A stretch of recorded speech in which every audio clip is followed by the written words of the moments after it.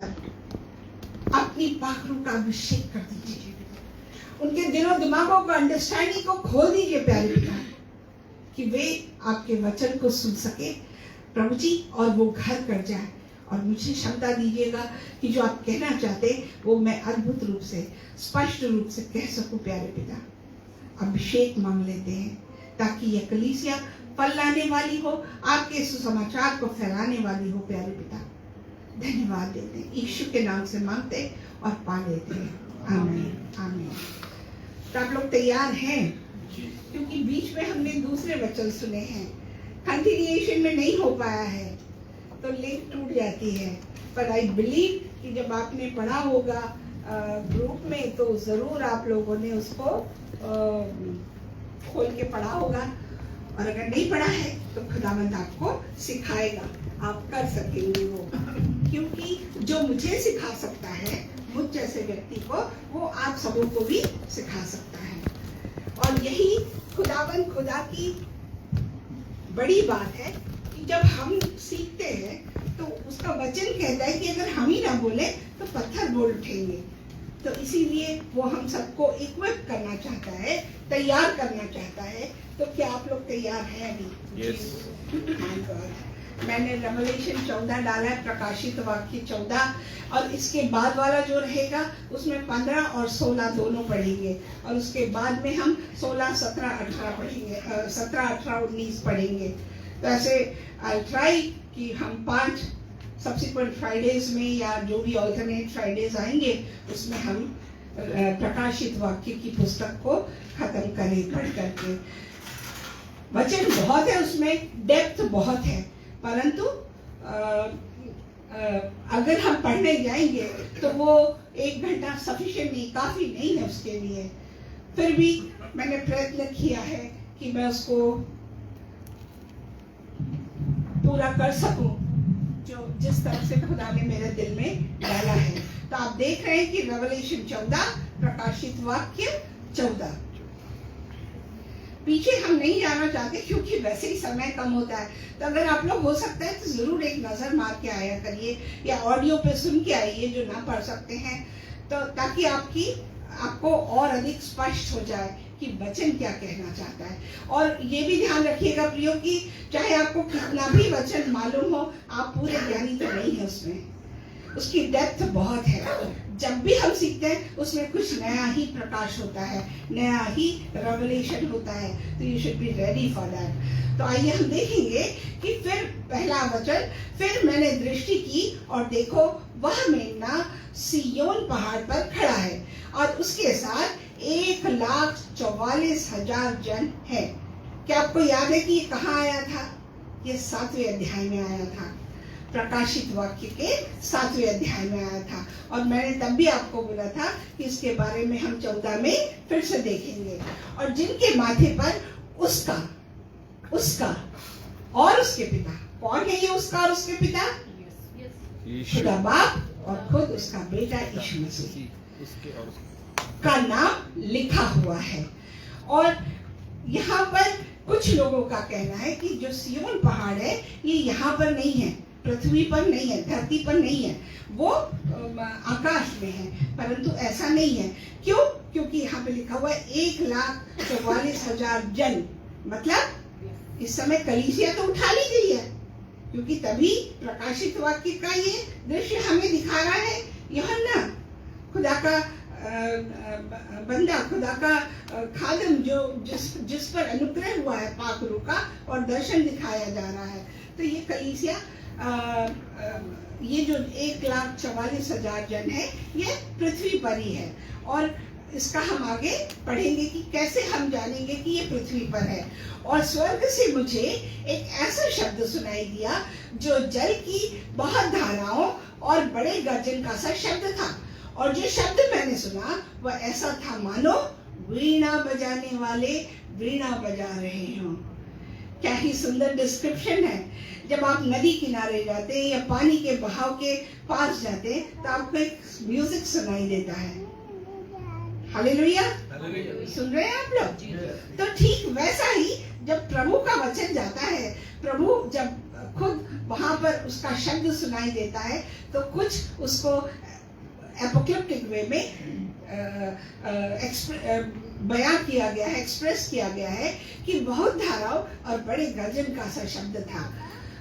हमने रेवलेशन के प्रकाशित वाक्य के 4थे और 5वें अध्याय में भी हमने पढ़ा था कि जब परमेश्वर का वचन आता है या परमेश्वर आता है, वहां पे गर्जन है, वहां पर बहुत धाराओं, जल की धाराओं का सा शब्द सुनाई देता है। और उसके सिंहासन के नीचे भी हम देखते हैं कि इस प्रकार का वर्णन आया है रेवलेशन की किताब में। तीसरा वचन, वे सिंहासन के सामने और चारों प्राणियों और प्राचीनों के सामने एक नया गीत गा रहे हैं। उन 1,44,000 जनों को छोड़ जो पृथ्वी पर से मोल लिए गए थे, कोई वह गीत न सीख सकता था। अब ये क्यों नहीं सीख सकता था, इसका वर्णन हम नहीं जानते। हो सकता है कि वो उनके मुनादी का तरीका हो, उनके प्रभु की महिमा करने का तरीका हो सकता है कि वो मूसा का गीत हो सकता है कि वह मेमने का गीत हो। हालेलुया। क्योंकि पुराने नियम और नए नियम दोनों का ही यहाँ पर प्रकाशित हो रहा है। तो इन बातों को हमें ध्यान में रखना है। अगला वचन हम देखेंगे कि ये जो इन्होंने इसमें जो बातें कही गई है वो ये कि जो एंटी क्राइस्ट जब आएगा उस समय में हो सकता है कि उनको लिबर्टी, उनको आजादी नहीं हो कि वे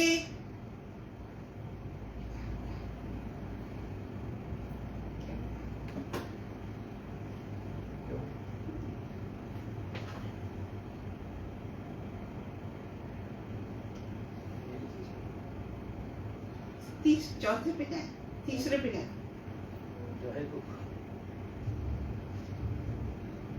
लोड हो रहा है।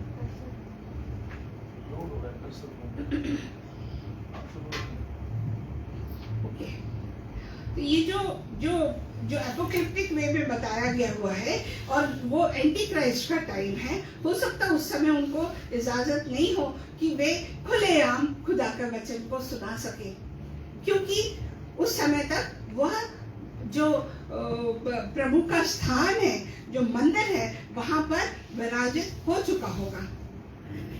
और ऐसे समय में जब हम आज देखते हैं कि जैसे कोविड आया, कोविड भी खुदा का कहर ही था और उसमें भी कुछ लोग बचे हैं, और जो बचे हैं वचन को जानते हैं वो उसके नाम को आगे बढ़ा रहे। तो कुछ इसी प्रकार से होगा। अभी हम इंडिया में सुनते हैं कि जो वो YouTube वगैरह पे जो मैसेजेस आते हैं, government is trying to stop that. तो ये जो तरीके हैं, तो कहीं ना कहीं तो खुदा का कार्य होगा ही।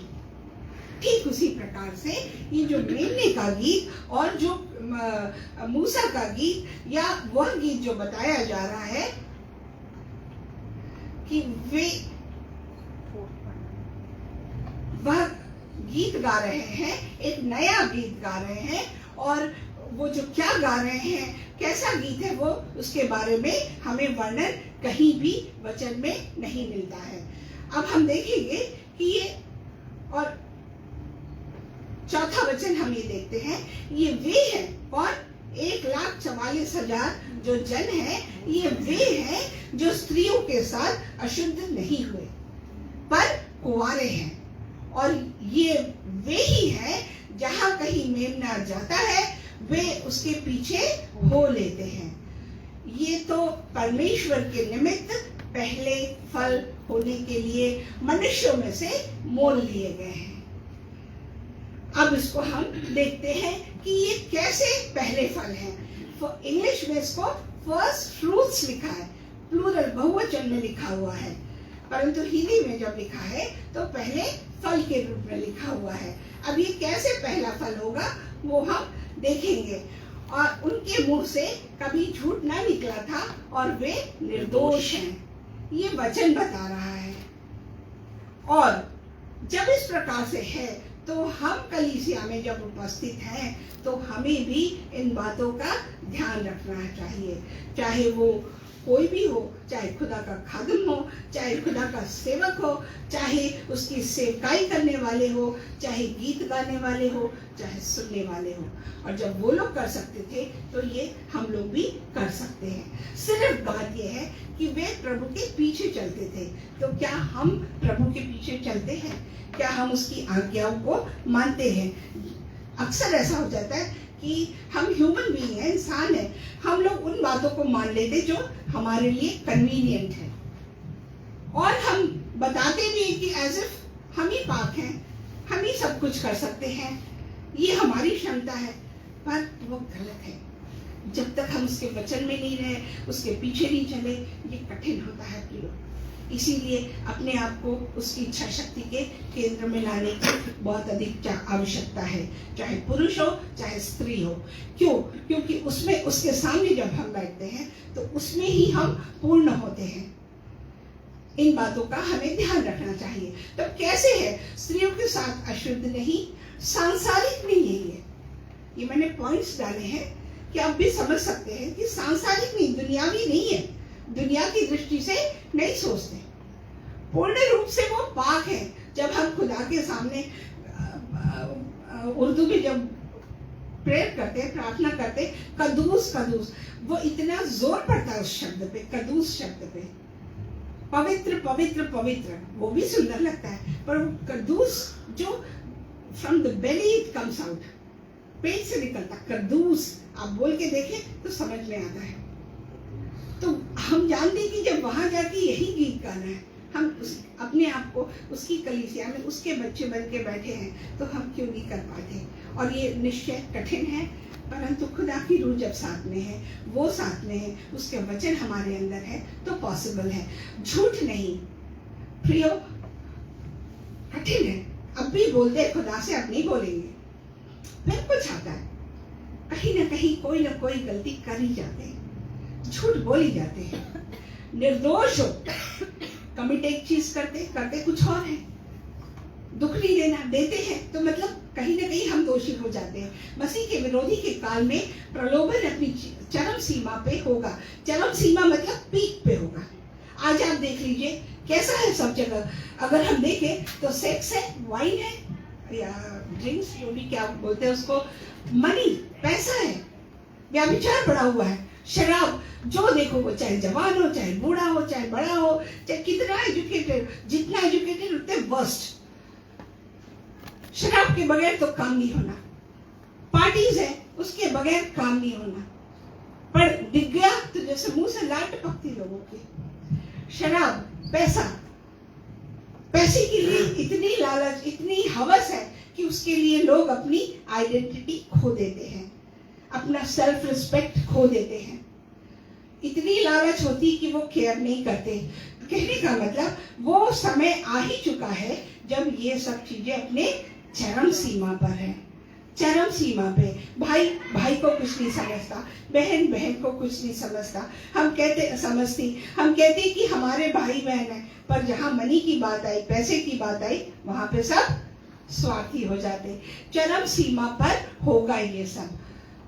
और हम देखते हैं कि कौन है पहला फल, कौन है पहला फल? फर्स्ट एडम किसको बोलते हैं हम? हमारे यीशु मसीह को ही पहला फल कहते हैं। पहला कुरिन्थियों की किताब, फर्स्ट कुरिन्थियंस 15 का 20, 15 का 20। परंतु सचमुच मसीह मुर्दों में से जी उठा, और जो सो गए उनमें वह पहला फल हुआ। हालेलुया, आमीन, आमीन, आमीन। अलर्ट है कलीसिया। तो आप सोचिए कि जब हम उसके बच्चे हैं तो जैसे हम उसमें मरते, उसमें जी उठते। जब वो पहला फल कहलाया है तो उसके साथ हम भी फर्स्ट फ्रूट्स हो जाते हैं। यशाया की किताब आइज़ाया 53:8, आइज़ाया 53:8, उसमें लिखा हुआ है, अत्याचार करके और दोष लगाकर वे उसे ले गए। उस समय के लोगों में से, उस समय के लोगों में से मतलब उसके जनरेशन में से किसने इस पर ध्यान दिया कि वह जीवितों के बीच से उठा लिया गया। मेरी ही लोगों के अपराधों के कारण उस पर मार पड़ी। कितने लोग हैं, अभी भी नहीं जानते हैं लोग कि वह मृतकों में से उठा लिया गया है, जीवतों के बीच में से उठा लिया गया है। हालेलुया। तो ये कितने लोग जानते हैं कि वह पहला फल है। आज भी ऐसे बहुत सारे लोग हैं जो अनरीच्ड है, जिन्हें नहीं मालूम है कि वह पहला फल है। हालेलुया। और हम देखेंगे कि कौन है उसके समय के लोग। उसके समय के लोग कौन है, क्योंकि अगर हम उसकी जनरेशन है, ये जो 1,44,000 है, ये उसके समय के लोग कैसे हो गए, कैसे हो गए, सोच के देखेंगे। वचन में से हम उसको क्लैरिफाई करेंगे, स्पष्ट करेंगे। मत्ती की इंजील 2 अध्याय इसका 13 से 17, कोई पढ़ना चाहेगा तो पढ़ ले। ਜਦ ਉਹ ਤੁਰ ਗਏ ਸਨ ਤਾਂ ਵੇਖੋ ਪ੍ਰਭੂ ਦੇ ਇੱਕ ਦੂਤ ਨੇ ਯੂਸਫ ਨੂੰ ਸੁਪਨੇ ਵਿੱਚ ਦਰਸ਼ਨ ਦੇ ਕੇ ਆਖਿਆ, ਉੱਠ ਬਾਲਕ ਅਤੇ ਉਹਦੀ ਮਾਤਾ ਨੂੰ ਨਾਲ ਲੈ ਕੇ ਮਿਸਰ ਦੇਸ਼ ਨੂੰ ਭੱਜ मिस्र देश में भाग जा, ਅਤੇ ਜਦ ਤੀਕਰ ਮੈਂ ਤੈਨੂੰ ਨਾ जब ਆਖਾਂ तक मैं न कहूं ਉੱਥੇ ਹੀ ਰਹਿ, वहीं रहना। ਕਿਉਂ ਜੋ ਹੈਰੋदेस ਉਹਦੇ ਨਾਸ਼ ਕਰਨ ਲਈ ਇਸ ਬਾਲਕ ਨੂੰ ਭਾਲੇਗਾ। उस बालक को, किसको? यीशु को। यीशु के साथ उसने कहा था कि जो उस समय पैदा हुए जितने लोग हैं, उसकी जनरेशन के लोग, उन सबको क्या किया? मरवा डाले। 14वां पढ़े।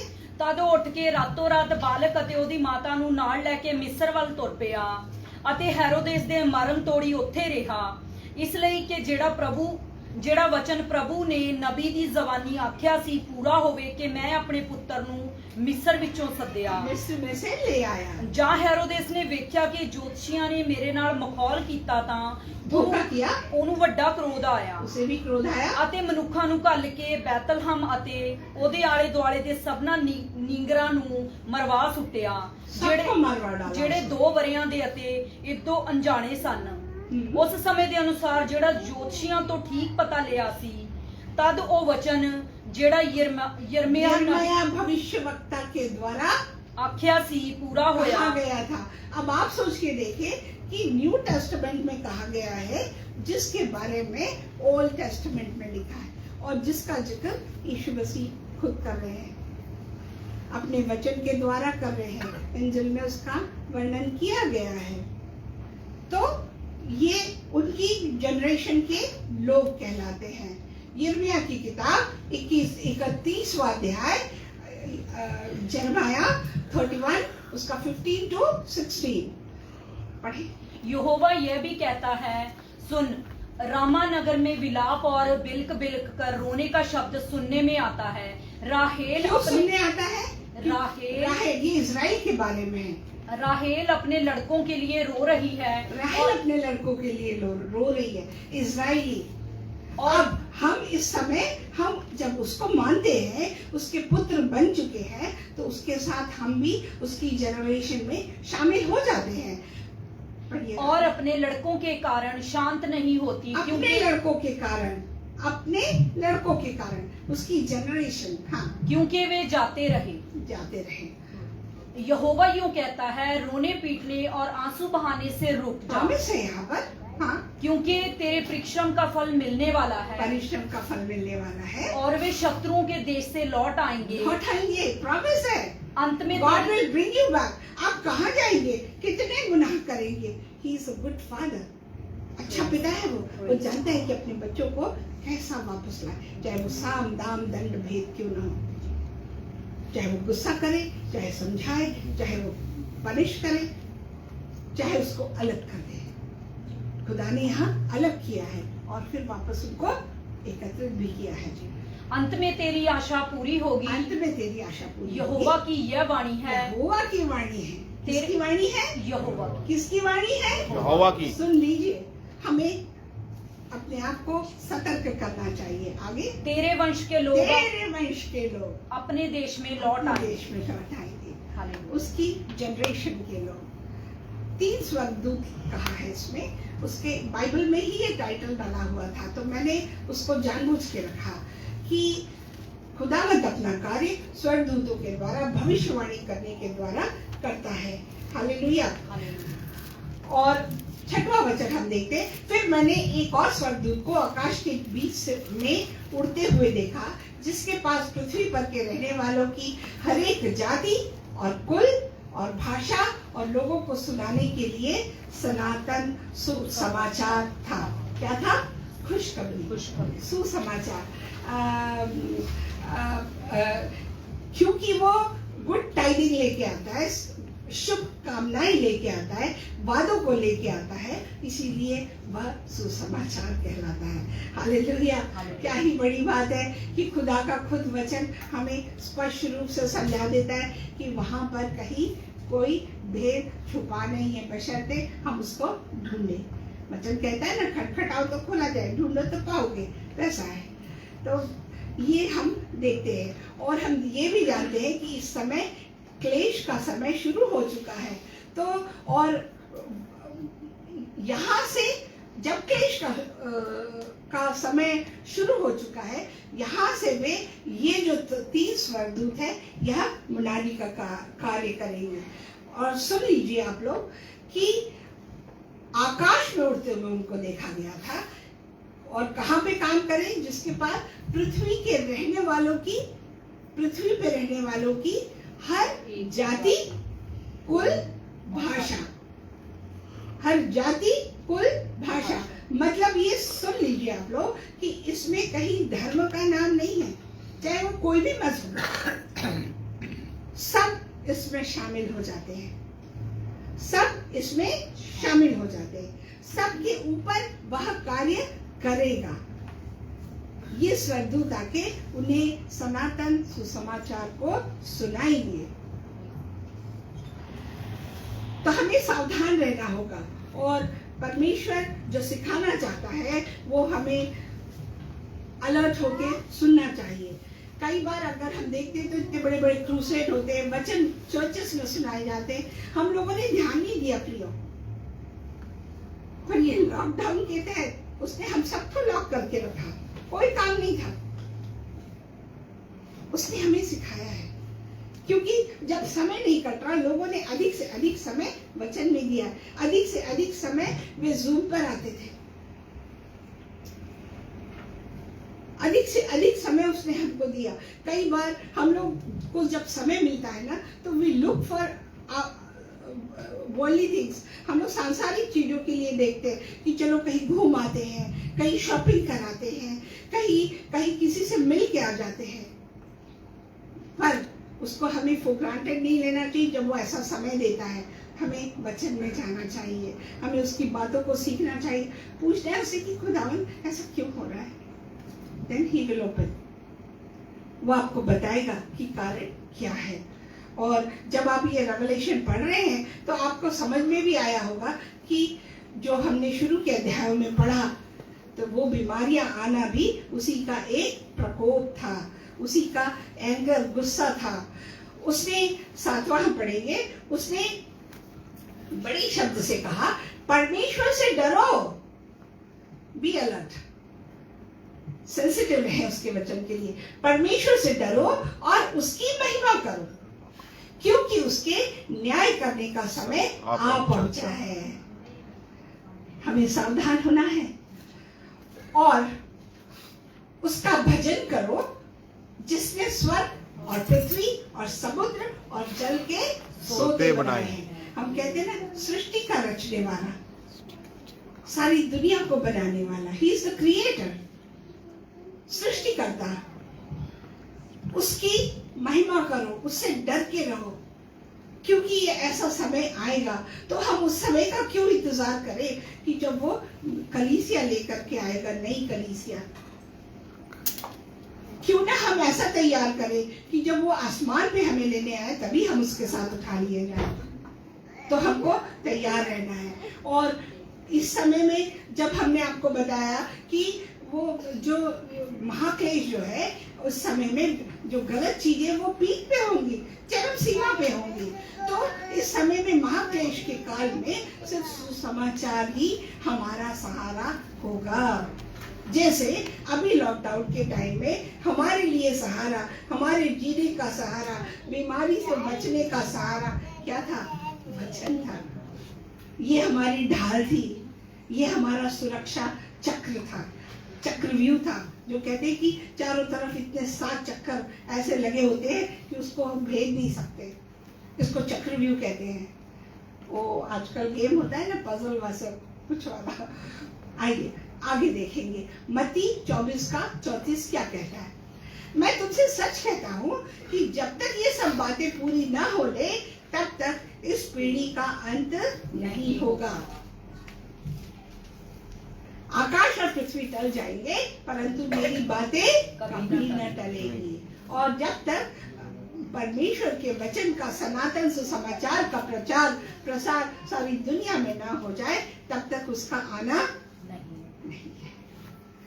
किसी ने मुझे मैप भेजा था अभी रिसेंटली मसीही लोगों का कि कहाँ तक पहुंचे हैं।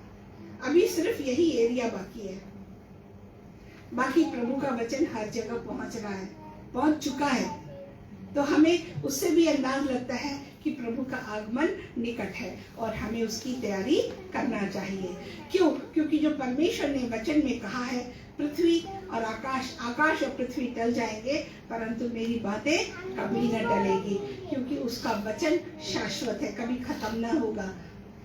कल, आज और आने वाले समय में एक सा है। 8वां वचन, फिर इसके बाद एक और दूसरा स्वर्गदूत यह कहता हुआ आया, गिर पड़ा वह बड़ा बेबीलोन, गिर पड़ा जिसने अपने व्याभिचार की कोप में मदिरा सारी जातियों को पिलाई है। इसमें एक वर्ड आया वेश्याओं का, वो इजराइल के लिए कहा गया हुआ है। और वहां के लोगों ने मूर्ति पूजा की, दूसरे देवताओं की पूजा करी, इसीलिए उनके लिए ये शब्द उपयोग में आया। परंतु इसी शब्द के साथ साथ वो हमारी जिंदगियों में भी एप्लीकेबल है। पढ़ेंगे इसके बारे में हम प्रकाशित वाक्य 17 के 5 में अधिक विस्तृत रूप से देखेंगे। ज्यादा उसका एक्सप्लेनेशन होगा उसमें। आई होप एक्सप्लेनेशन, हाँ, ज्यादा वर्णन होगा उसके बारे में। प्रकाशित वाक्य 17 का 5, उसके माथे पर वह नाम लिखा था, भेद बड़ा बेबीलोन, पृथ्वी की वेश्याओं और घृणित वस्तुओं की माता। क्या कह रहा था ये? क्योंकि वहां पर एस्तरात की देवी, दूसरे बेबीलोन के देवी देवताओं को वहां लाया गया था जहां प्रभु का स्थान था और वहां उसकी पूजा की जा रही थी। और अब इस समय में जब यहाँ पर हम महाक्लेश के टाइम में हैं, वहां पर जो एंटी क्राइस्ट है वो अपना स्थान ग्रहण कर चुका होगा। ये हमने पिछले अध्यायों में पढ़ा है और इस कारण से उसको घृणित वस्तु, एक देश को, इजराइल को माता का नाम दिया गया है। हम अपने देश को माता का नाम देते हैं, ठीक उसी प्रकार से। और ये जो वचन है ये आगाह करना चाह रहा है खुदावंद हमको, या चेतावनी के वचन है ये हमारे लिए। वचन 9 से 12 में जो प्रभु हमें देने जा रहा है। 9वां वचन, फिर इसके बाद एक और तीसरा स्वर्गदूत बड़े शब्द से यह कहता हुआ आया, जो कोई उस पशु, कौन है पशु? एंटी क्राइस्ट, और उसकी मूर्ति की पूजा करे और अपने माथे या अपने हाथ पर किसी उसकी छाप ले। 9, 10, 11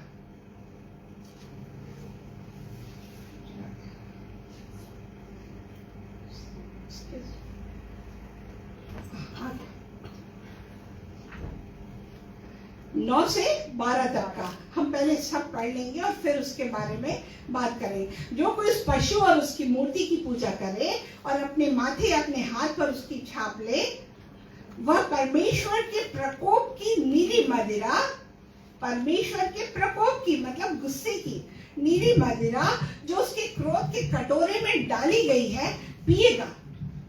उसके गुस्से के हमने पढ़े बॉल्स के बारे में, अभी आएगा भी। और तो उसमें जो डाला गया है वो पिएगा, और क्योंकि वो उसको प्रभु के वचनों पे न चलने के कारण, उसकी आज्ञाओं का पालन न करने के कारण, उसके वचन सुसमाचार पर विश्वास न करने के कारण उसके ऊपर यह पीना पड़ेगा, यह प्रकोप उतरेगा प्रभु का, और पवित्र स्वर्गदूतों के सामने और मेमने के सामने आग और गंधक की पीड़ा में पड़ेगा।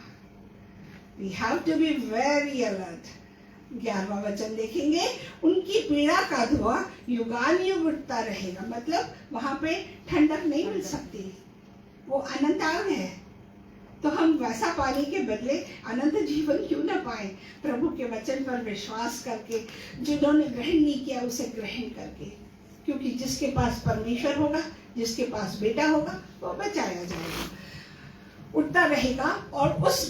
और जो उस पशु और उसकी मूर्ति की पूजा करते हैं और जो उसके नाम की छाप लेते हैं, उनको रात दिन चैन न मिलेगा। आज एक आपके घर में दुर्घटना हो जाए या कोई बात हो जाए, आपको रेस्टलेस हो जाते हैं, रेस्टलेस हो जाते हैं, नींद नहीं आती। तो जब आप उस कुंड में रहे तो आप कल्पना करके देखिए कि क्या ही हाल होगा। 12वां वचन, पवित्र लोगों का धीरज इसी में है जो परमेश्वर की आज्ञाओं को मानते कोई नहीं सुन रहा, मानते और यीशु जो परमेश्वर की आज्ञाओं को मानते हैं और यीशु पर विश्वास रखते हैं। विश्वास करते हैं। तो आपने देखा कि यहाँ पे परमेश्वर हमें चेतावनी दे रहा है। यह दिलासा का वचन है। कौन सा? 13वां। परमेश्वर हिम्मत दे रहा है। कई बार हम सोचते हैं, हाँ प्रार्थना कर रहे, क्या हो रहा, दुनिया तो वैसे ही जी रही है, बुरा इंसान फलता फूलता नजर आता है, क्या हो रहा। कई बार हम सोचते प्रार्थना का उत्तर ही नहीं मिल रहा। प्रोसिक्यूटेड लोगों के लिए, कंट्रीज के लिए, देश के नियमों के लिए हम प्रार्थना करते, कोई परिवर्तन नहीं नजर आता, कोई आत्माएं बदलते हुए नहीं दिखती। परंतु परमेश्वर का वचन क्या कहता है? वो दिलासा दे रहा है हमें। आगे देखिएगा, फिर मैंने उस स्वर्ग से यह शब्द सुना, लिख। लिख किसने सुना? यूहन्ना ने। लिख, जो मृतक प्रभु में मरते हैं वे अब से धन्य क्या है? धन्य। जो प्रभु की सेवकाई करते करते शहीद हो जाते हैं। हमने पहले के अध्याय में देखा था कि कांच का उसके सामने, उसके सिंहासन के सामने कांच का फ्लोर है, कांच का चमकता हुआ वहां पर सिंहासन के नीचे स्थान है, उसके नीचे ये लोग जो प्रार्थना कर रहे हैं वो उपस्थित है। आत्मा कहता है हाँ, आत्मा कहता है हाँ, क्योंकि वे अपने सारे परिश्रम से विश्राम पाएंगे। उसका इनाम, आपने उसके घर के लिए इतना सा काम किया है, He will reward you surely। क्या रिवॉर्ड देगा ये मैं नहीं जानती, but surely He will reward you। आपने जो उसके लिए इतनी सी भी किसी के लिए प्रार्थना की है, अपनी प्रार्थनाओं को छोड़ करके, ये नहीं कि मुझे कार चाहिए, मुझे धन चाहिए, मुझे फलाना चाहिए। जिसने कहा है कि एक दूसरे का भार उठाओ, जिसने ये काम किया है उसके लिए हाँ, क्योंकि वे अपने सारे परिश्रम से विश्राम पाएंगे और उनके कार्य उनके साथ हो लेते हैं। तो हमें देखना है कि हम कितना प्रार्थनाओं में आते, कितना एक दूसरे के लिए दुआएं करते हैं। क्या हम एस्केप करते हैं? You need to analyse yourself. कहने का मतलब है हमें देखना है कि जिसके ऊपर छाप है वो लोग क्या करते हैं? टैटू बनाते हैं, चिप लगाने वाले हैं, सुनते हैं। ऑलरेडी किसी किसी कंट्री में उन लोगों ने थंब में डाल ही दिया है, कहते हैं। How far it is true I don't know, but ये न्यूज है। तो छाप, नाम, अंक हमको नहीं लेना है किसी भी प्रकार से। जितना हम तो उस समय हो सकता है कि ना होंगे, पर जो होंगे अगर उनके पास तक ये सुसमाचार पहुंचा है तो छाप, नाम, अंक ये नहीं लेना है, इससे बचना है। क्योंकि जिनके ऊपर यह होगा वे उस कुंड में डाले जाएंगे। यहाँ पर कटनी के विषय में लिखा है और 17 से 20 वचन तक, 14 से 16 और 17 से 20 वचन। तो इसमें दो प्रकार की कटनी के बारे में लिखा हुआ है। कटनी मतलब हार्वेस्ट, फसल काटना। फसल काटना। तो अब इस यहाँ पर 2 प्रकार की कटनी के बारे में लिखा हुआ है। 14, मैंने दृष्टि की और देखो एक उजला बादल है और उस बादल पर मनुष्य के पुत्र सरीखा कोई बैठा है। कौन है मनुष्य का पुत्र? जिसके सिर पर, यीशु मसीह के बारे में बात हो रही, जिसके सिर पर सोने का मुकुट और हाथ में चोखा हसुआ है। चोखा हसुआ, चोखा मतलब शाप।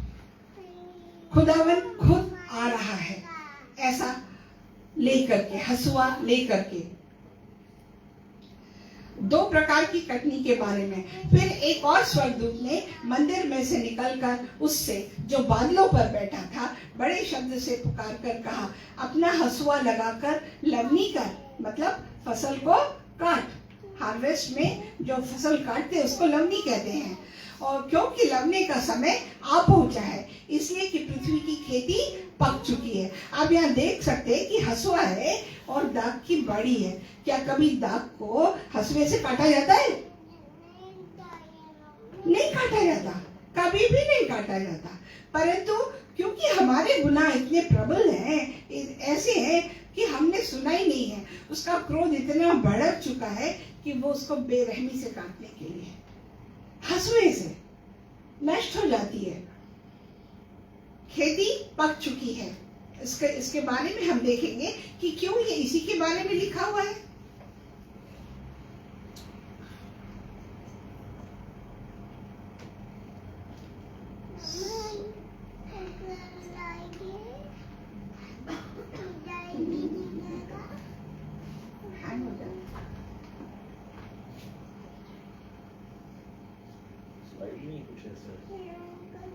I don't know.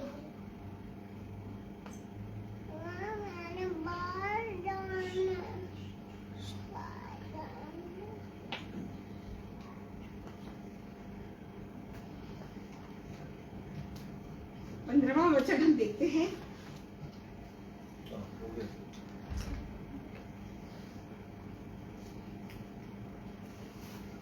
आगे चला गया है।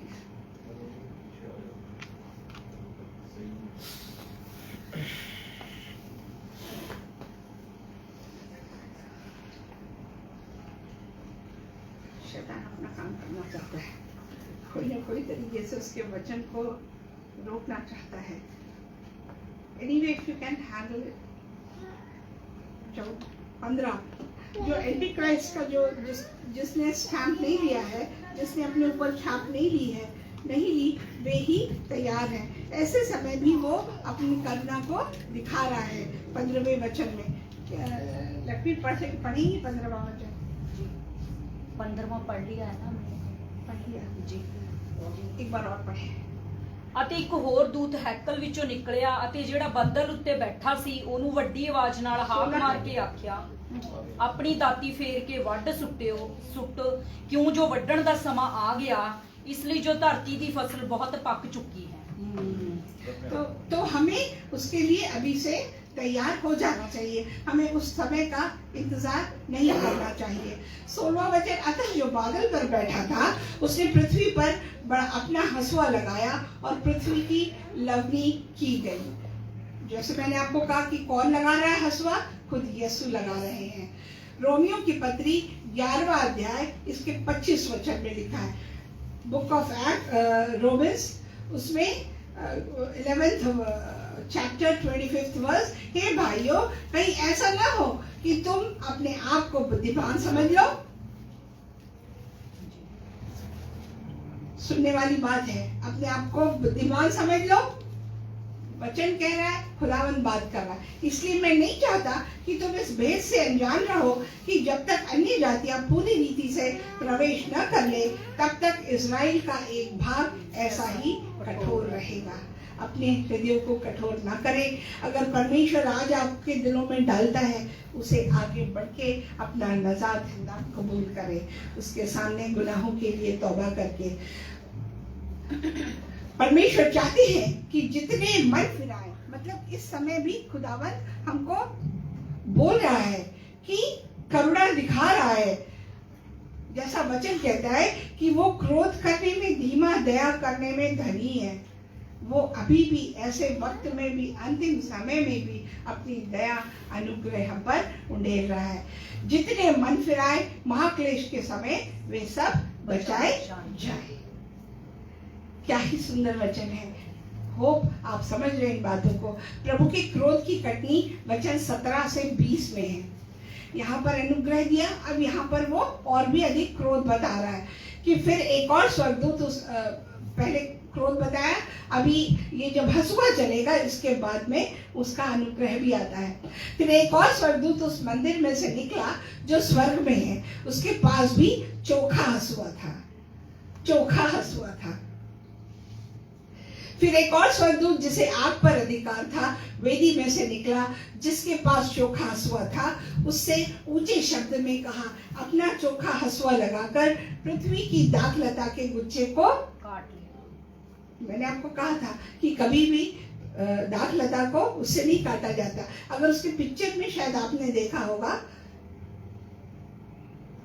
ये देखिए कैंची दिख रही है वहां अलग प्रकार की, उससे काटा जाता है अंगूर। कभी भी हंसुए से नहीं काटा जाता, पर जब उसका क्रोध आएगा तो वो ऐसे काटेगा। ऊंचे शब्द से कहा, अपना चोखा हंसुआ लगाकर पृथ्वी की दाखलता के गुच्छे काट ले, क्योंकि उसकी दाख पक चुकी है। और जो इस यहाँ पर जो वर्णन किया गया है, यह जो लोग हैं उस समय के जिन्हें वो काटने आ रहा है, ये एंटी क्राइस्ट को सपोर्ट करने वाले लोग हैं। एंटी क्राइस्ट को कल ही मुझे आनंद बता रहा था कि एक परिवार है जिन्होंने आगे बढ़ कर के मेरे हस्बैंड की जो जगह थी उसमें किसी ने एनक्रोचमेंट कर रखा है, क्योंकि हम जा नहीं सके, देख नहीं सके। वो हमें हेल्प करने के लिए आगे आया है। बाद में आनंद बताता है कि मम्मी ये लोग कल्ट वाले लोग हैं, आप उनकी बातों में ना जाना, अनअवेयरनेस। तो इस प्रकार के लोग हैं, और जब ऐसा होगा तो उसके परिणाम भी घातक होंगे। ये एंटी क्राइस्ट को सपोर्ट करने वाले लोग अब हैं दुनिया में, तो we have to be very careful. Let us see, आगे देखते हैं हम लोग मत्ती के अध्याय 13 इसका 41 वचन। मैथ्यू 30 चैप्टर 41 वर्स, मनुष्य का पुत्र अपने स्वर्गदूतों को भेजेगा और वे उसके राज्य में से सब ठोकर के कारणों को और कुकर्म करने वालों को इकट्ठा करेंगे। हम लोग वचन में सुनते हैं कि धुन और वो धान अलग अलग किए जाएंगे, है ना। ये वही समय है, कटनी का समय। ये परमेश्वर ने अब खुद अपने मुंह से कहा था और अब वो दर्शन के रूप में बता रहा है, और वो समय एक्चुअली आ चुका है। 19वां, तब उस स्वर्गदूत ने पृथ्वी पर अपना हंसुआ लगाया और पृथ्वी की दाखलता का फल काटकर अपने परमेश्वर के प्रकोप के बड़े रस कुंड में डाल दिया। प्रकोप का रस कुंड क्या है? अग्नि है, नरक की अग्नि, ज्वाला, जहां पर आपकी प्यास नहीं बुझेगी, आग ही आग है, जलन ही जलन है। कई बार लोग निग्लेक्ट करते हैं कि कौन जानता है हमारे मरने के बाद क्या हो रहा है, फॉर ग्रांटेड लेते हैं। परंतु यह सत्य है कि आत्मा तो परमेश्वर के पास में रहती है, तो we have to be very careful. आखिरी वचन है ये 20वां, और नगर के बाहर उस रस कुंड में दाख रौंदे गए और रस कुंड में से इतना लहू निकला कि घोड़ों की लगामों तक पहुंचा और 100 कोस तक बह गया। अब ये क्या है? मतलब घोड़ों की लगाम कितने ऊपर होती है, इमेजिन करें। लगाम नीचे तो नहीं होती उसके पैरों में बंधी, ऊपर होती है।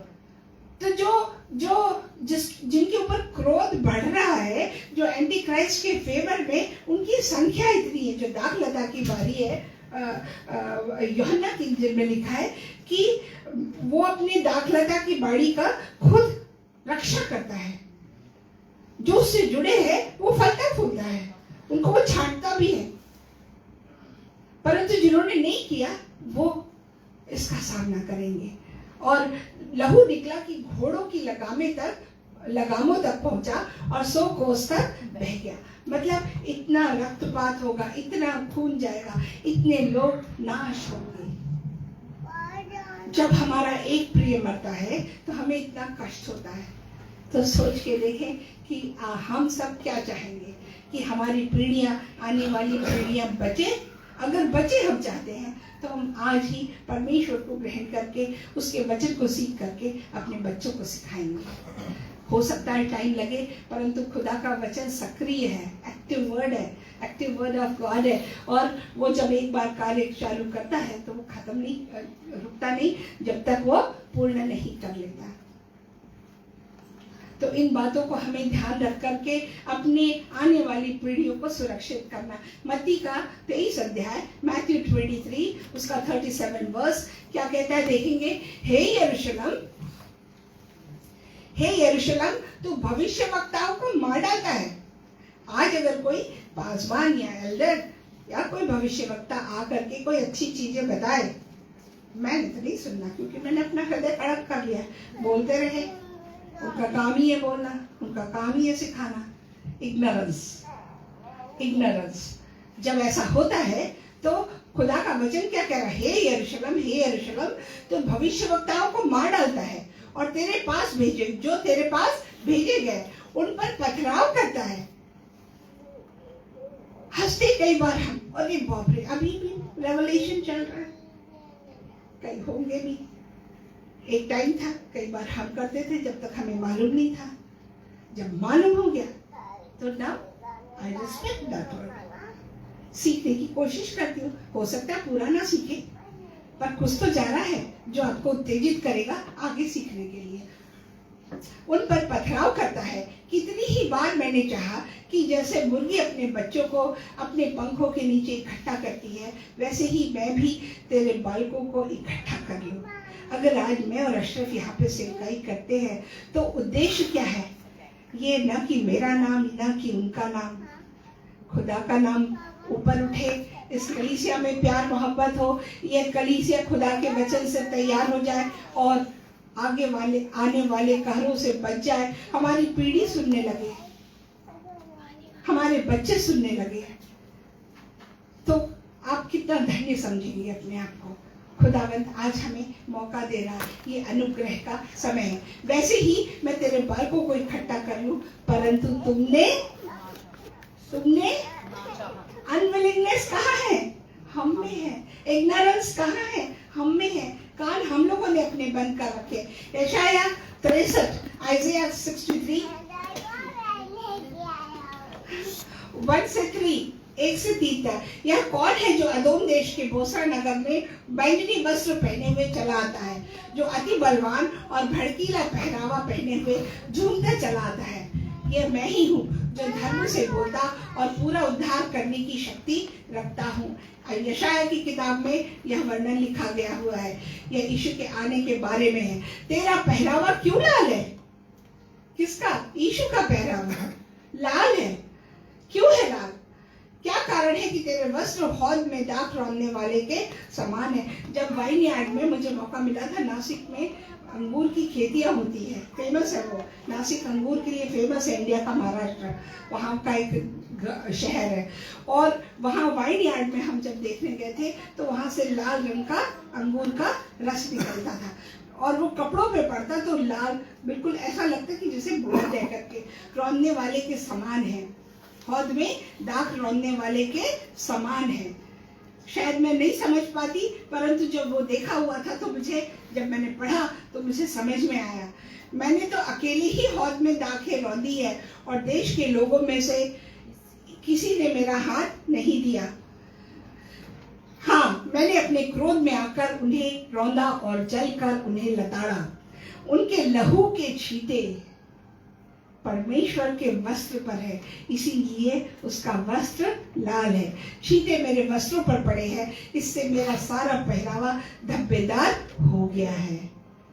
प्रियो, हमारे ही गुनाहों के कारण वो सूली चढ़ाया गया, हमारे कारण मारा गया, लताड़ा गया, उस पे थूका गया। उसने बहुत बार समझाया हमें, अपने वचन से बातें की, पर हमारे दिल ही कड़क है, पत्थर के हैं। उसे एक मांस का हृदय बनाना है। उसके वचन को समझने के लिए, उसमें बढ़ने के लिए, उसमें चलने के लिए, उसका कार्य करने के लिए। अगर कोई वचन सिखाता है तो वो बड़ा नहीं है, वचन बड़ा है, परमेश्वर हमारा बड़ा है। अगर हम काम करके आगे परमेश्वर का, तो हमने कोई, हमारे पास 4 पंख ज्यादा नहीं है, या हम पर एक्स्ट्रा कुछ ताज नहीं लग गए। परमेश्वर का वचन कहता है कि यह कार्य करना है, हमको इग्नोरेंस नहीं रखना है। आज आप लोग जब ये पढ़ रहे हैं तो अपने हृदय से बात करिए, खुदा से मांगिए, टटोलिए उसको कि क्या करना है मुझे प्रभु, मैं किस तरह से आपके लिए उपयोग में आ सकता हूँ और आगे बढ़ना है। खुदावंद आप सबको आज के इस अध्ययन के द्वारा बहुत ऐसे आशीष दे, और मेरा विश्वास है कि खुदा का वचन जैसे कहा गया कि दुधारी तलवार या दुधारी तलवार के रूप में आगे आएगा और दिलों गुर्दों को काटेगा और अपना कार्य करेगा। आइए खड़े हो जाए, हम दुआ करेंगे। धन्यवाद देते हैं प्यारे पिता। हे प्रभु जी, आज कलीसिया के साथ साथ अपने आप को, अपने परिवारों को, कलीसिया के परिवारों को, उनके बच्चों को, बड़ों को प्यारे पिता आपके समक्ष रख देते हैं, सामने रख देते हैं प्रभु। और प्रभु जी आपकी तरफ आते हैं प्यारे पिता, क्योंकि हमारी मदद आप ही के पास से आएगी। हम कमजोर हैं प्यारे पिता, हमें अपनी सामर्थ से भर दीजिए कि आपके वचन को पढ़ सके और उसकी आज्ञा मान सके। प्रभु जी सिर्फ सुनने वाले नहीं परंतु करने वाले बन सके, ताकि आपका नाम महिमा लेने पाए। धन्यवाद देते हैं। हर एक पे अभिषेक करिएगा, हर एक से मीठी बातें करके उन्हें अपने उपस्थिति का एहसास कराइए, उनका मार्गदर्शन करिए। धन्यवाद देते हैं, यीशु के नाम से मांगते और पा लेते हैं। आमीन आमीन। परमेश्वर के लिए जोरदार ताली।